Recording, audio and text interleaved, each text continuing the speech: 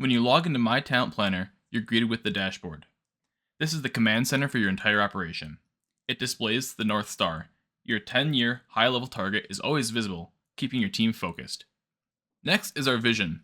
It is important you define a clear strategic and financial vision that translates goals into measurable results, providing a bullseye for every decision made from the front office to the shipping dock.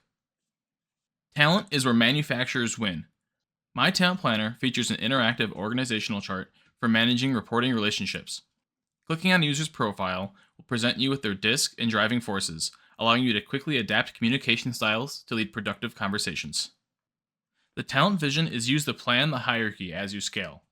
Ask yourself, what should the organizational structure look like to have achieved the strategic and financial vision?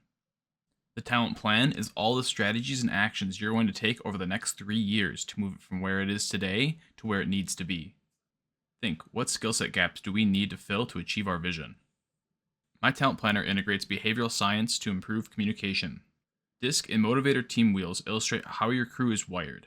This helps supervisors adapt their leadership style, giving concise direction to one worker while providing more encouragement to another, reducing misunderstandings and conflict on the floor. Next is using 9-box assessments to position employees on a performance versus potential grid, helping you identify future supervisors and retain high-potential star players. All these features I just reviewed are also available for each department. Here, we have the structure for the finance department, or clicking the drop-down brings us to the maintenance team. Next is the My Plan section. This section is how manufacturers drive down turnover and really help retain their team members, from the leadership team to the shop floor. Starting with the one-on-one meetings, here you can record the meeting automatically by clicking the record button. This allows supervisors to focus on the conversation. When the recording is complete, you'll have an automatic meeting summary with a full transcription. Behavioral assessments is the area that enables breakthrough conversations.